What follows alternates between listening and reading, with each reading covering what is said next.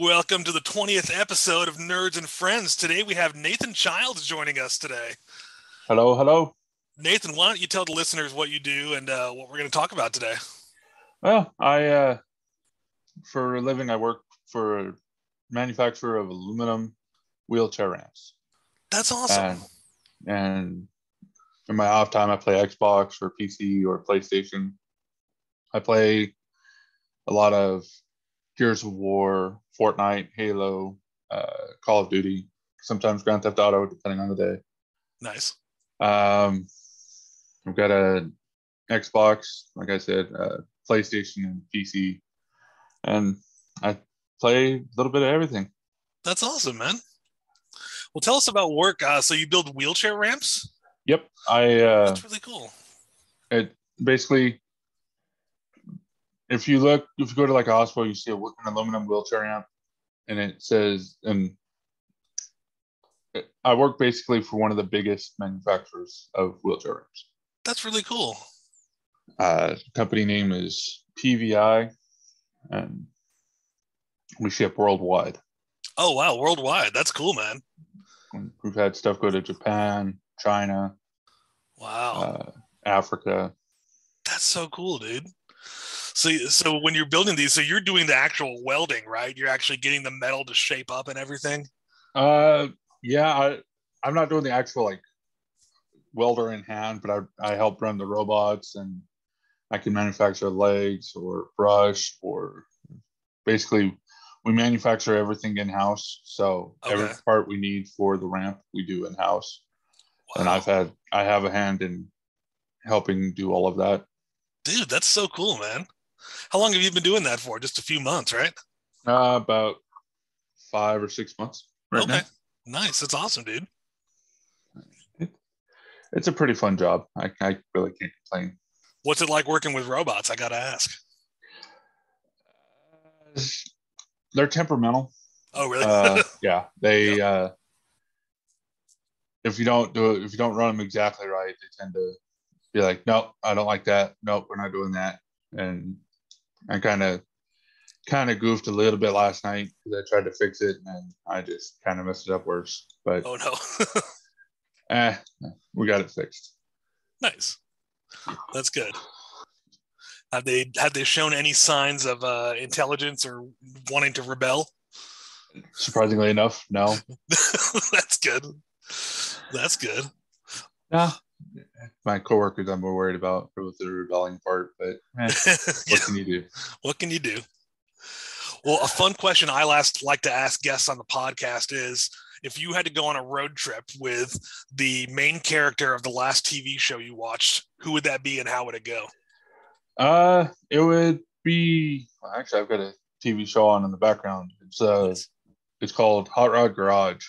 Okay. And it stars Tony Angelo and Lucky Costa, and it's a car show, so they know what they're doing with vehicles. Yeah. I think it would be a blast. It would just be like tons and tons of laughs and learning more about wrenching on vehicles and how to say I get stranded on the side of the road, learning how to fix what breaks and what's broken, basically learning more about working with vehicles. Okay, that's awesome, man. Very cool. And sounds like it would go smoothly and it would be fun and educational. You'd learn a lot of stuff. I don't know about the whole going smoothly part, but I think it would be fun and educational. Yeah. That's awesome. It would be either that or Roadkill, but Roadkill is one where you just expect stuff to go wrong in the most random of ways. And that, I don't know if I'd be down for that, because I would like it to go somewhat smooth. Yeah. But you never know. With your previous career as a truck driver, you spent a lot of time on the road. What are some things you have to be aware of that most people wouldn't think about while you're traveling to make sure your trip goes smooth on the road? Well, the main thing you always should be concerned about is watching for traffic. Yeah.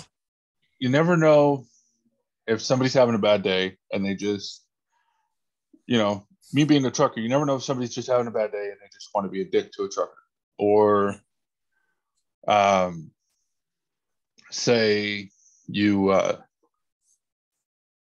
everything is going smoothly and then all of a sudden you just have a blowout. Unfortunately, it happens. Oh wow. Sorry, my dog just came in.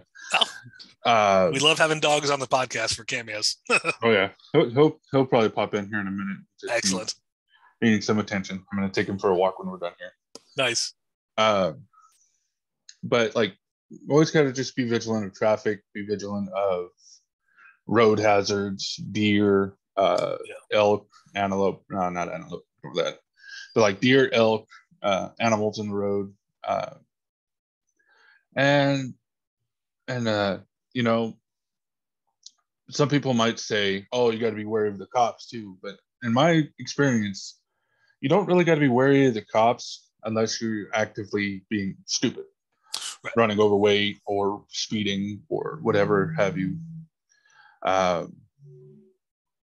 But yeah, the biggest worry for me when I was on the road was watching the traffic, because there was one time I was driving home from I think I was up in Lincoln, Nebraska, and I was driving home and I was heading west on the interstate, and his vehicle decided he wanted to mess with me, and I was running bobtail without a trailer, and dude decided he wanted the spot like that far in front of my bumper. Wow. Yeah, he was not all the way there.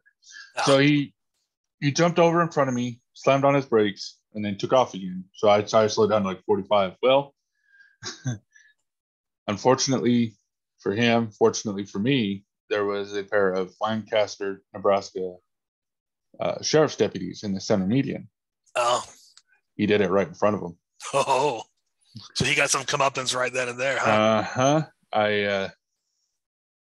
I was driving, and we had a pretty good long line of traffic, probably about 10 to 15 cars in a line, and I was towards the back of it. Well, he did that, and he jumped back over, and he took off. He got about 10 cars ahead, and I looked in my rearview mirror, and I saw the deputy pull out.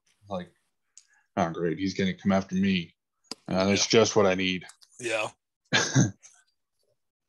And I just kept going, minding my own business. All of a sudden, I just see deputy go driving by, and I'm like, what? Well, about 5 minutes later, we pull up, and I see he had the guy pulled over. They got him pulled over? I was like, hell yeah. Awesome. Yep. Good old comeuppance. Yes, sir. And it was kind of awesome to see, for once in my life, somebody actually get comeuppance for doing something stupid to me while driving. Yeah. A lot of times there's just not anyone around to like enforce it, Yeah. Another scary scene for me was in the winter months. It's especially scary, especially if you have to traverse any sort of mountain range or any sort of higher altitude. Yeah. I was in Salt Lake City, Utah. Yep. Going up I-15, and it was pretty early in the morning. I had a delivery there, and I'm driving along, minding my own business, and it had been snowing kind of off and on because we'd left Grand Junction early in the morning. You went from Grand Junction all the way to Salt Lake? That's a long drive. Yeah.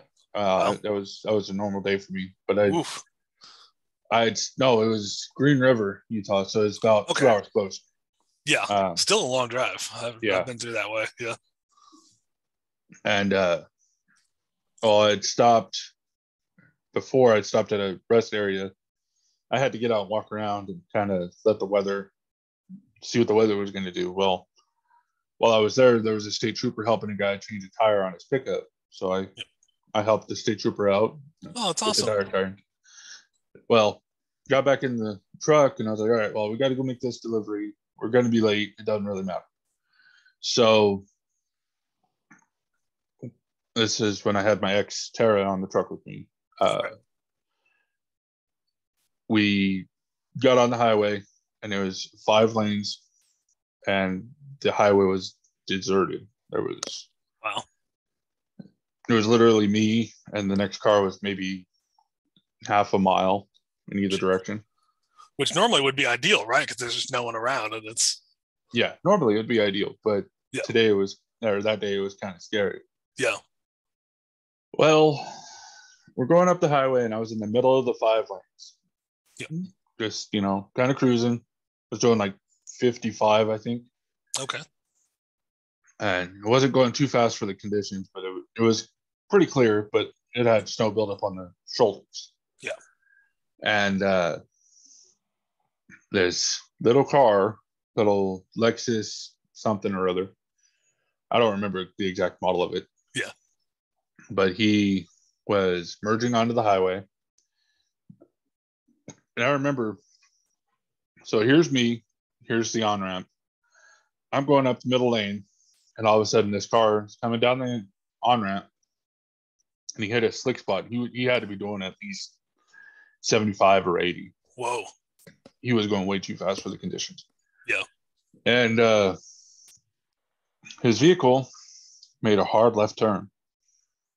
Ooh. So he's going like this, and he went. That's scary. And just on a whim, I was like, I need to merge. Yeah. And I looked to my left, and there was nobody beside me, so I started merging to the left. And before I knew it, he was in my trailer. Like he had hit just before my trailer tandems. Jeez. And my trailer like jumped over him. And oh man, I was screaming. I was like, holy shit, I just killed a dude. Oh gosh. I was freaking out. Yeah, and I would be too. And I shot over to the right shoulder. Well, luckily enough, that's where he ended up too. And I called the Utah Highway Patrol and everybody. I think we must have been right by a fire station, because they literally had everybody there in about 2 minutes. Oh, that's great. And Tara, being the caring soul that she is, she's like, I need to go check on him. I need to make sure we didn't kill him. I need to make sure he's alive. I need to go check on him. I was like, no, I need you to stay in the truck. I need you to stay here. It's like, no, I can't do that. I need to go. It's like, okay, go. And so she walked back there, and we had just barely gotten up and around, and she wasn't expecting to go in anywhere. So she's still kind of in pajamas and stuff. And she walked back, checked on him while I had made all the phone calls, called my safety department, called everything, got everybody rolling. And she walked back, and I was like, I didn't kill him, did I? Because I started walking back too. Yeah. And I intercepted her. I was like, I didn't kill him, did I? She said, no, all he had was a scratch on his ear or on his eye or something. He had a scratch. Yeah. And the car was totaled. Oh, I'm sure. And come to find out, it was his girlfriend's car. Eesh. And it was totaled. And he walked away with just a scratch. He got a ticket, and there was no fault of mine. Yeah. But still, I had, you see these posts about PTSD from car accidents. Well, I had PTSD for a while. I had been up at that point. I think I'd been up for quite a while, and Tara and I went back and laid down, because we had just went to a truck stop to wait and see if we were going to get another load that day or what the plan was. So I was like, I need a minute. So we went, laid down, and just as I was falling asleep, I felt the impact again, like in my dream. Yeah. And I saw it in my head and everything, and I jumped awake, and I was like, I just had to go sit up front for a little bit. But dude turned out okay, and I actually managed to have a slight conversation with him. I was like, you are okay, right? He said, yeah, I'm fine. That's good. That was by far Oh, sorry, go ahead. That was by far the scariest incident I ever had in the truck. But like you said, I was a trucker for 5 years, a driver for 5 years, and then I decided to take some time away from it, come home, and I worked here PBI for a while. Now I'm looking to get back into it, just get out of the house and stuff like that. Yeah. But yeah, man, that's a lot of people discount. They don't realize how much PTSD a car accident can cause, because those collisions are, I mean, that's traumatic. That's high stakes, high impact, fight or flight response. Absolutely. Oh yeah. And what most people don't realize is that, at least this is my thought on the matter, is that you see big rigs and you think, oh man, that's indestructible. That can go through anything. They're really not. Back when I was in training, I had the misfortune of hitting a deer. Mm. And if I wouldn't have had a bumper guard on the truck, it probably would have totaled out the truck. Really? And it was a smaller deer. I was in the mountains of Wyoming. Yeah. And I looked, this is going to be bad. But I looked at my phone because my phone lit up. And when I looked from my phone back to the road, there was the deer. There was nothing I could do to avoid it. It's just power on. Yeah. And it caused my trainer like $1,000 and some extra time in the shop and stuff like that. Wow. And to make it up to him for my misfortune of hitting the deer, I told him, well, what do you need me to do? He's like, just stay on the truck an extra week. Mm. And so I got an extra like 3,000 miles with the trainer. And I think that's kind of what helped cement my love for trucking. Yeah. But it's a fun job. It's not for everybody though, especially if you have somebody at home. Yep. No, it sounds very taxing in terms of the time and everything, and the time commitment. Yeah. I did it, like I said, I've driven commercial vehicles for about 5 years. Starting out in 2016, I worked for an over-the-road company, and then I came home, worked at a local moving company, like moving rental trucks. Oh, nice. Renting moving trucks, I guess, would be the more accuratest. The more accuratest. Yes. Yeah, accurate description of the job.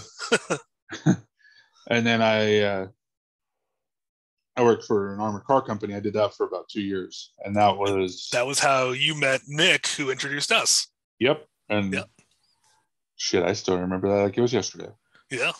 You guys had some fun stories working for the armored truck company. Oh yeah. Well, I think it was after Nick left, but there was a time when we were stuck in traffic on I-25. Yeah. For almost 4 hours. Oh gosh. That's insane. 4 hours? Was it from weather or a car accident, or? It was weather, but I think there was an accident, but nobody knew about it. And there was a guy in front of me, and I could tell he was literally about as fresh as you can get out of the academy. Yeah. And we worked for Swift Transport. Okay. And or Swift, I don't know if it'd be Swift Transport, but the big company Swift. And he was trying to go up the hill, and of course traffic wasn't really moving, so he was just kind of sliding his wheels. Yeah. And I was like, you need to put chains on? He's like, yeah, but I need to back up a little bit. I was like, all right, go ahead and pull forward. I'm gonna leave my truck here, and then I'll guide you back. And I guided him back. I helped him put his chains on, and we were able to get him out of there. Yeah. But we stayed in that traffic jam for, I'm not kidding, about 3.5, maybe 4 hours. Wow. Just trying to figure out what the hell is going on. There was no way we could get around it. And I am supremely, supremely glad that nothing happened that night. Yeah. Because a whole lot of bad could have happened that night, but nothing ever did. That's good. Trying to think of one that might have happened with Nick on the truck, but not a lot happened when I was working with him. Well, that's good. Speaking of shout outs, my sister and my parents wanted to say hello. Hello, hello. They heard I was interviewing you on the podcast, and they wanted to say hi and hope you're doing well. Hello, guys. Hope you all are well. Yeah, they'll be listening to this later. So, yeah, shoot me a link, and I've got some friends that probably want to listen to it as well. Oh yeah, awesome for sure. But like, I don't want to give away the company name, get in trouble. Yeah, but there wasn't a lot of really severe drama that happened there with regards to attempted theft. That's good. Actually, no, there is one. This was, I think, before I started working with Nick. Yep. Back when I was actually an armored service technician, and I knew how to work on the ATMs and how to do all that stuff on a regular route day. Yeah. We had gone to a branch of one of our banks in Colorado Springs, and there was another one of our routes, because I was basically on an ATM only route, so I knew how to do all the ATMs in a pretty decent time. But this other one was more the armored side of stuff. Like they had more coin boxes, more stuff that the banks needed. Yeah. We had more of the ATM stuff. But anyway, I'm getting too technical. Well, they went to the bank first, and they did the lobby stuff. And I heard through the grapevine that the driver was sitting there on his phone while the jumper got out and he was handling his coin business. Yeah. And jumper got out, went in, and while the jumper was inside handling his business, apparently somebody ran out, having just robbed the bank. Oh, no shit. While the armored truck is outside. And the driver was so focused on his phone that he didn't realize. Whoa. And we had a trainee on board the truck that day. I was training him on how to drive and stuff like that. And I remember the jumper in my truck going, all right, guys, neither one of you can be on your phone while I'm doing this bank, because you need to watch my back. This bank just got robbed and you got to pay attention. Yep. So while we were stopped, and each ATM, depending on complexity and location, would take anywhere from 15 minutes to an hour. Yeah.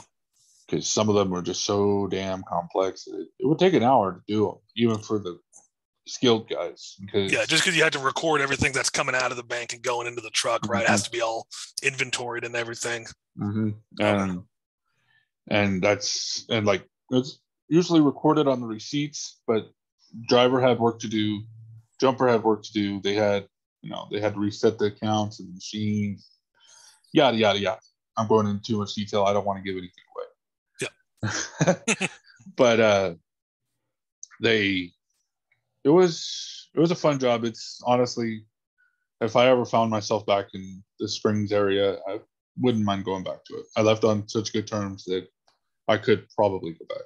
That's awesome, man. But in due time, we'll see what happens. Yeah. But like I said, I'm considering going back over the road. Just, day to day, work home. It's kind of getting boring. Yeah, I hear you.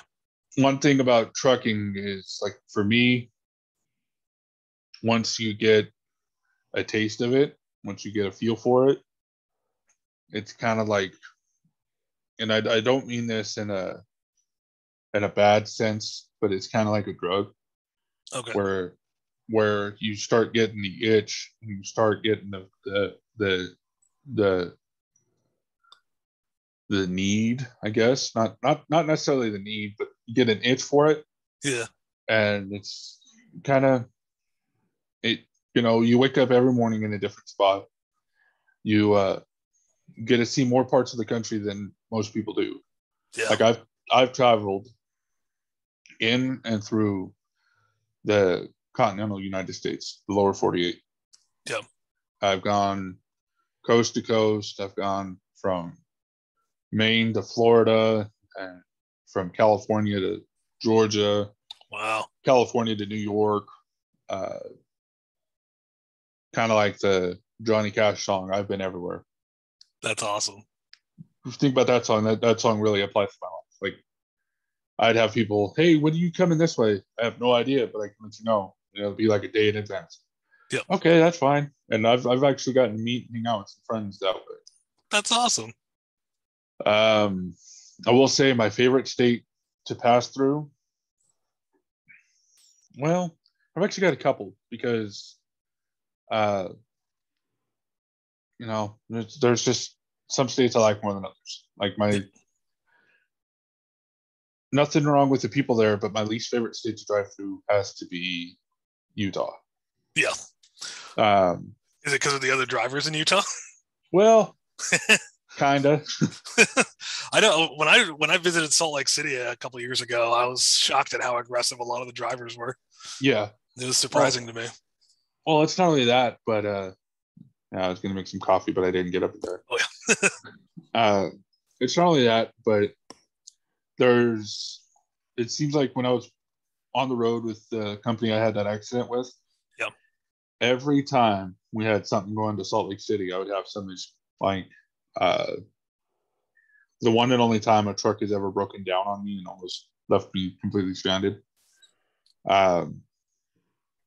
They kept telling me, "Oh, your truck is due for service. You got to take it to this Ryder dealership here in Denver when you get up there in the morning." I was like, "Okay."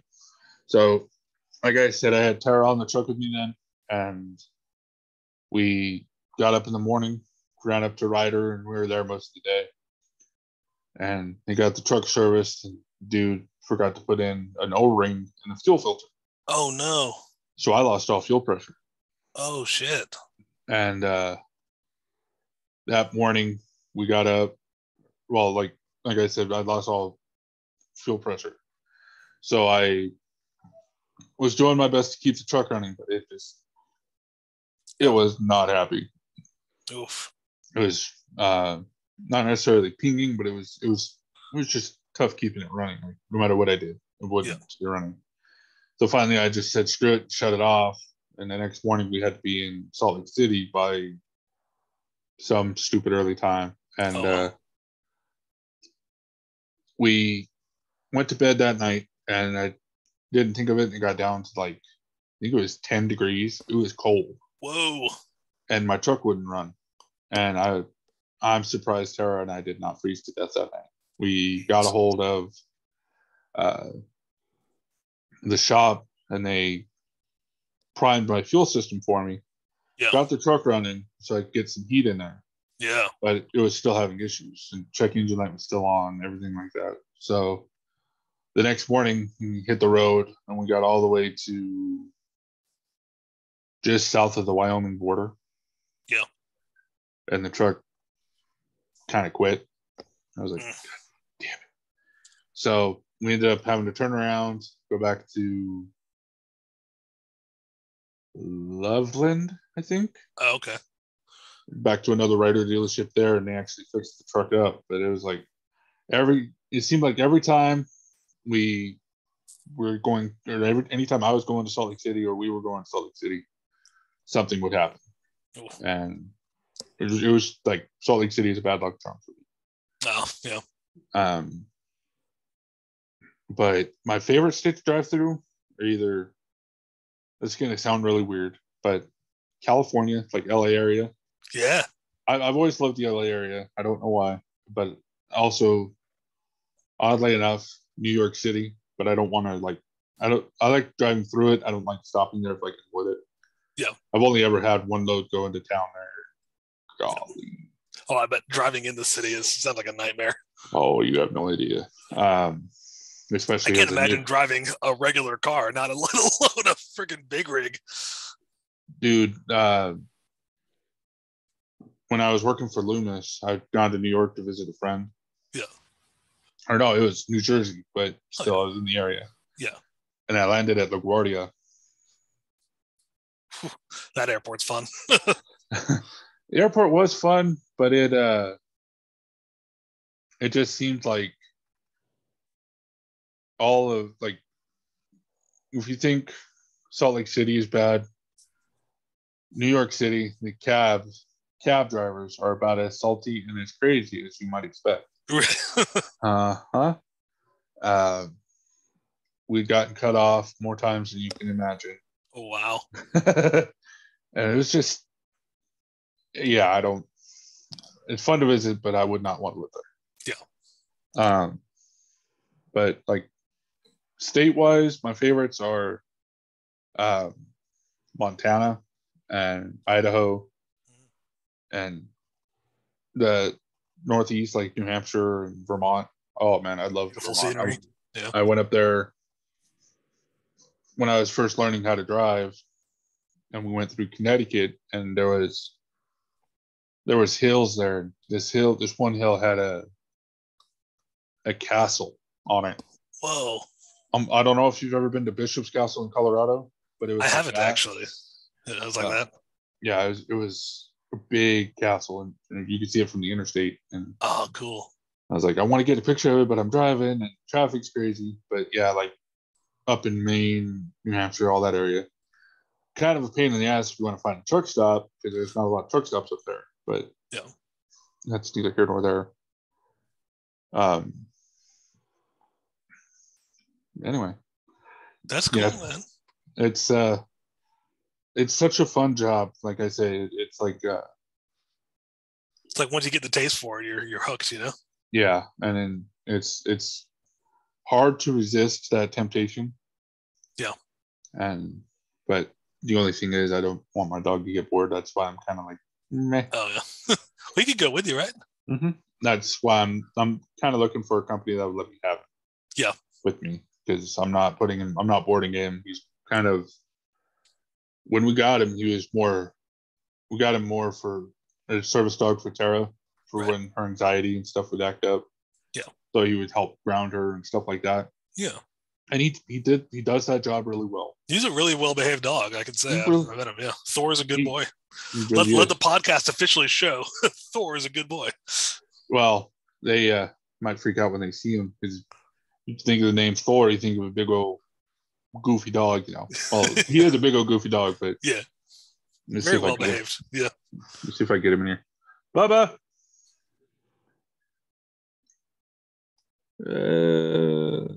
No, he's camera shy.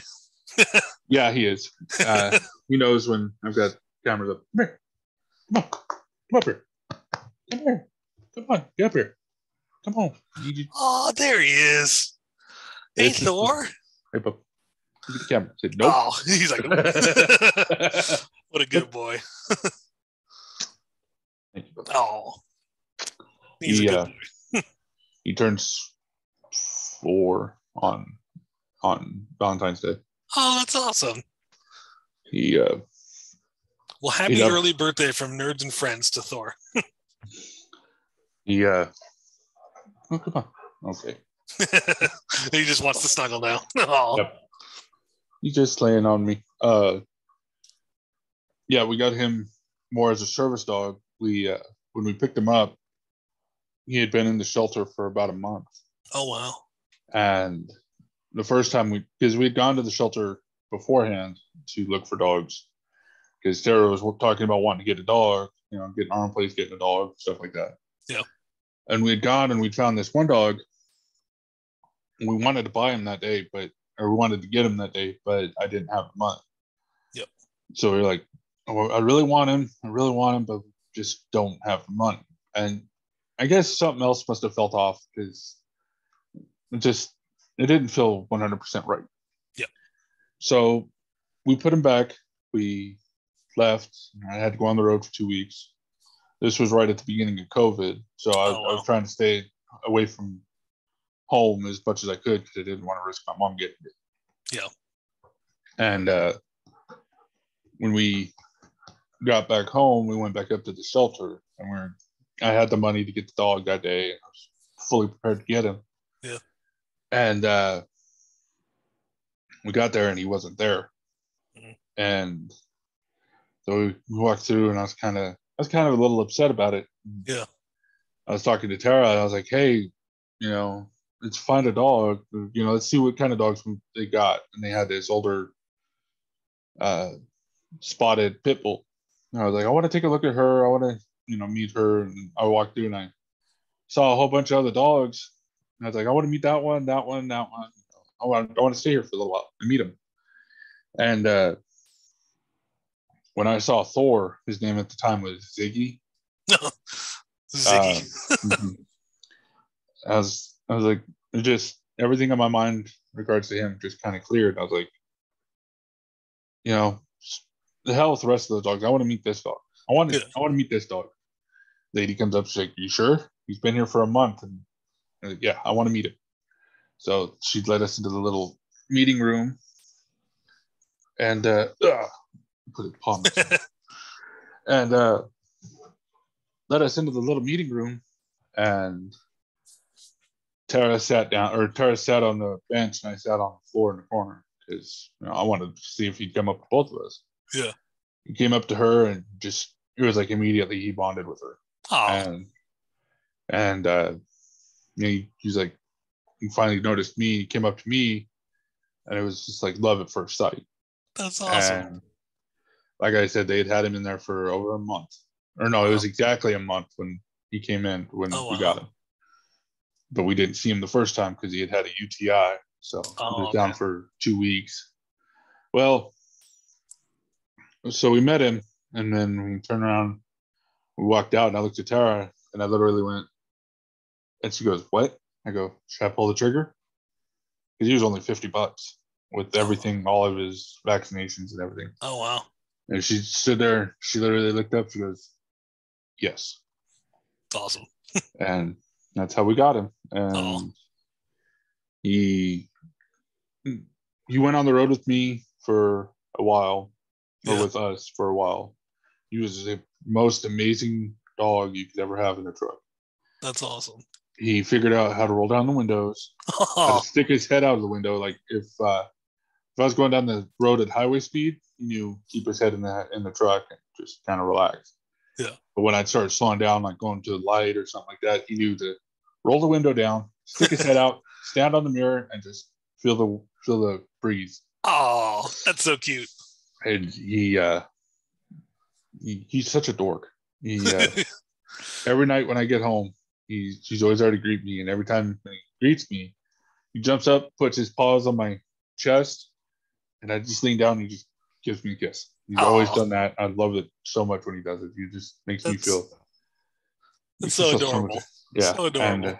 And he's absolutely spoiled rotten, if you can't tell. Like I'm trying to figure out. As a good dog should be. Yeah. Well, as any dog should be. Yes. But I'm trying to figure out what to do for him for his birthday, because, like I said, his birthday is in a couple coming weeks. Up in 2 weeks. Yeah. Mm-hmm. Last year we got him a steak, and Tara fried it up for him. Oh, nice. So I don't know what we're planning to do for him, but we'll see. That's awesome. He's a German Shepherd, Boxer, American Staffordshire mix. Nice. And like I said, he's about 3, almost 4. He's a really good boy. I love him to death. He's I was stunned how well behaved he was at the time I met him. Mm-hmm. Yeah. And I think we were at the hotel, weren't we? Yeah. Yeah. He was great. He's a good dog. He's very mellow. Mm-hmm. He doesn't hardly ever bark, and when you hear him barking, that's when I hear him barking. Come here, bub. Come here. Come up here. Oh, there he is. Just had to sit on my lap for a minute. Push my laptop over a little bit. Anything else you want to ask me? No, man, this was a great podcast, dude. Thank you. This was really fun. Of course, anytime. Like I said, I'm thinking about going back on the road. So if I do that, then I can always do a podcast while I'm on the road. Dude, hell yeah, that'd be awesome. Pretty much I'm available whenever, unless I'm at work. Very cool, man. Well, we'd love to have you back on for sure. Yeah. Thank you for tuning in to Nerds and Friends. This has been Nathan Childs, our awesome friend here. Thank you for having me, and it's been a blast to do it. My first ever podcast. Oh, that's awesome, man. Thanks so much. Thank you for having me. I really appreciate it.